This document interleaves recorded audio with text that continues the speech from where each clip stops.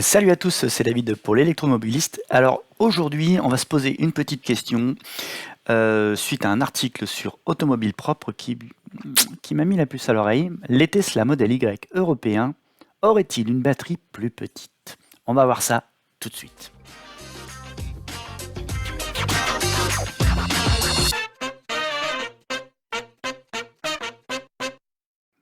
Alors avant de commencer cette petite vidéo, n'oubliez pas, abonnez-vous et activez la petite cloche. La petite cloche, c'est une notification simplement qui vous prévient quand je dépose une nouvelle vidéo. Si vous n'avez pas cette petite cloche, simplement, vous n'êtes jamais averti. Il faut que vous alliez volontairement voir parmi les chaînes où vous êtes abonné pour voir s'il y a des nouvelles vidéos. Donc c'est plus pratique. Et puis n'hésitez pas à liker cette vidéo. Allez, c'est parti. Alors voilà.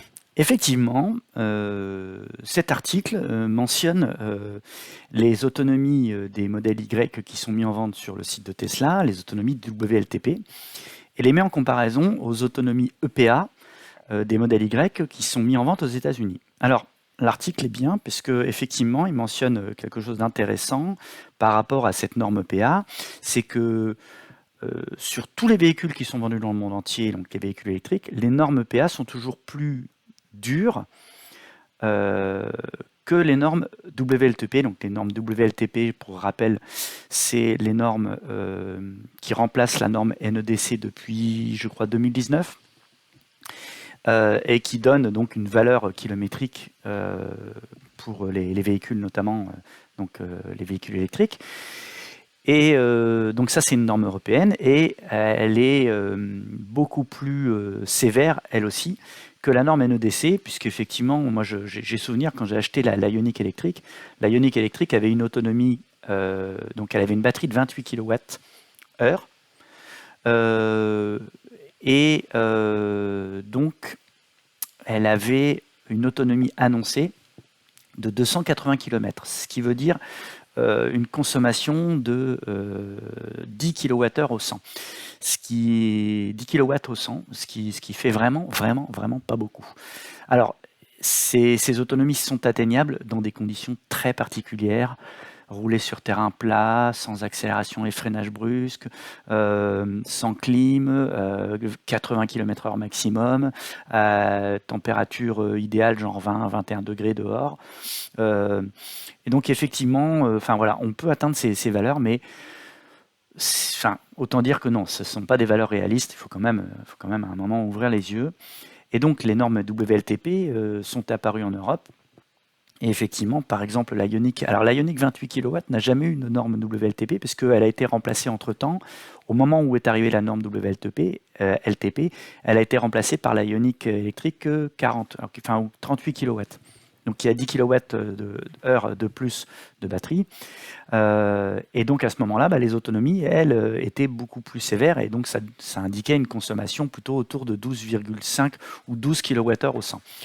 Ce qui, moi, ce que j'ai constaté quand je roule tranquille avec la Ioniq, j'avais une autonomie effectivement qui était autour de 12,5, climat tempéré, mais pourquoi pas avec la climatisation, mais pas trop forte. Mais bon, voilà. Donc c'est des valeurs plus réalisables. Et la norme EPA, elle existe depuis plus longtemps que la norme WLTP. En fait, elle existait déjà à l'époque du NEDC. Et effectivement, la norme EPA, elle est beaucoup plus dure. Et ce qui fait que les valeurs, donc c'est ce qui est bien mentionné ici, la modèle Y qui est en Europe, elle est donnée en France, elle est donnée à 507 km d'autonomie avec une norme WLTP. Et avec une norme plus dure, donc on devrait avoir une valeur moindre, et pourtant on a 525 km. Donc effectivement, moi j'avais remarqué, mais je vais vous montrer un petit peu. Donc il y a un calcul qui a été fait, puisque là c'est 525 km autonomie estimation EPA. Et donc moi je vais vous montrer ce que j'ai trouvé de mon côté.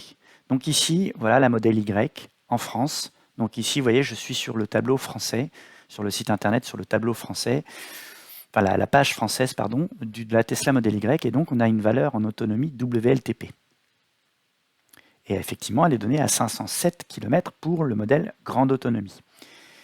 Et si je regarde le modèle Y aux États-Unis, Alors là, par contre, moi, j'ai pas la version. J'aurais peut-être dû aller chercher au Canada, peut-être. Alors, on va regarder, on va essayer, on va voir si la valeur est donnée en kilomètres. Oui, elle est donnée en kilomètres. Donc voilà, je pense que c'est comme ça que ça a été calculé. Et donc voilà, en kilomètres, l'autonomie estimée, c'est 525. Or, effectivement, là, il y a quelque chose de bizarre. Moi, je l'avais calculé par rapport à 326 miles. Ça fait effectivement 525 km. Donc effectivement, on peut se dire, bah tiens, c'est bizarre, là, pour une fois, la norme WLTP est plus dure que la norme EPA. Et donc effectivement, la conclusion, la première, la plus évidente, c'est de dire, il y a une batterie plus petite en Europe plutôt qu'aux États-Unis. Et effectivement, moi je vais vous montrer, donc là c'est la norme EPA. Mais moi j'ai trouvé autre chose. Donc je vais d'abord vous montrer avec la Tesla Model 3.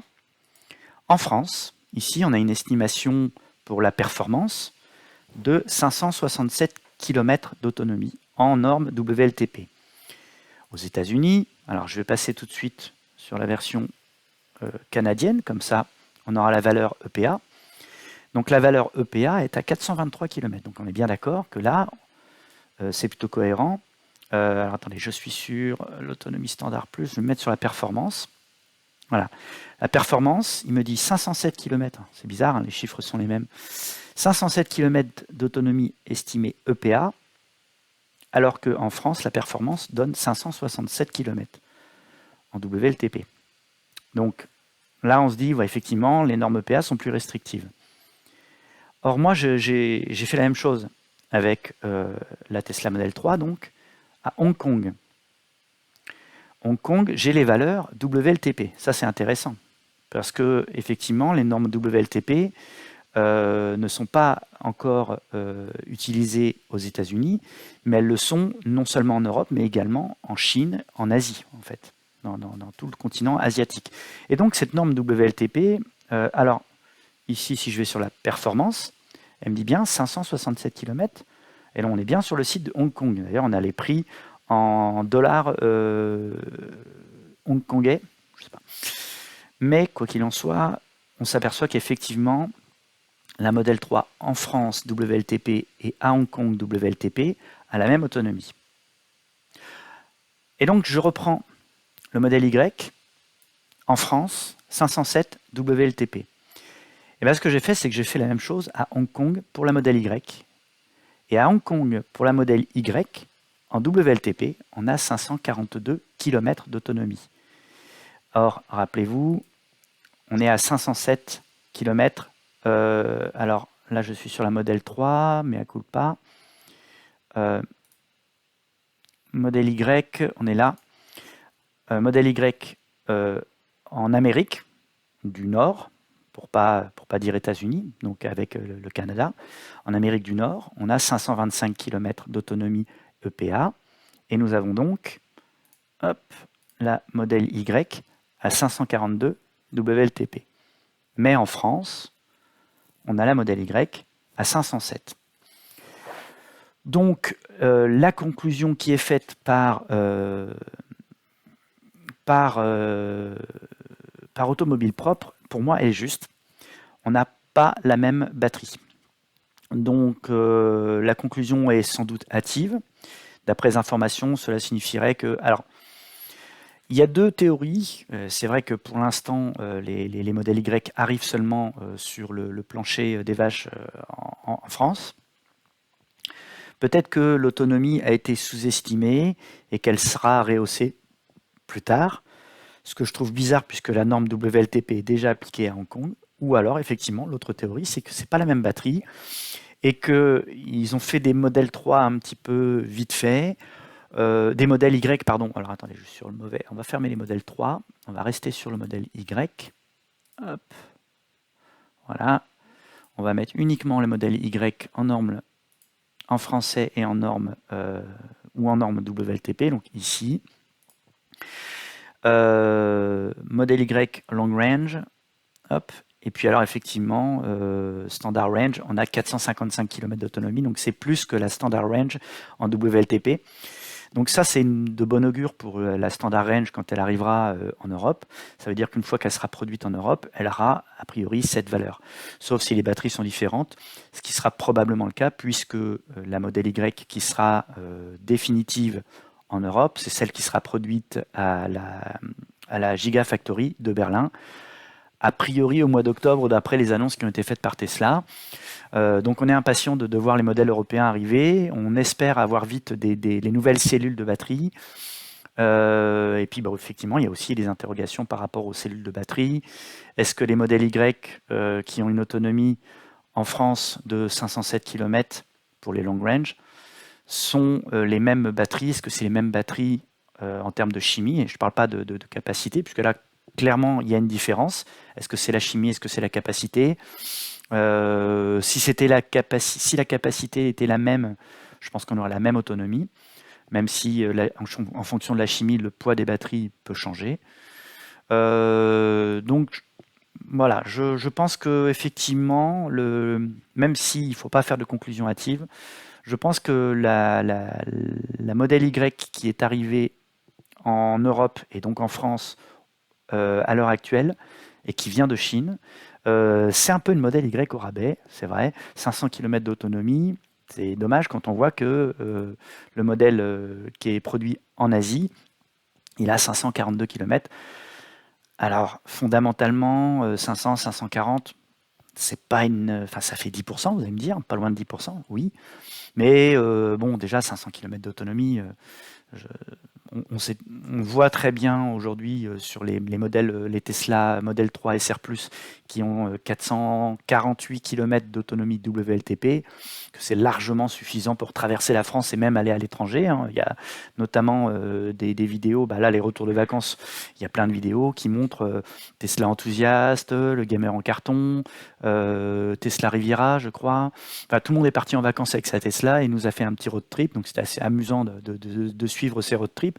Et puis là, il y a les vidéos qui commencent à arriver.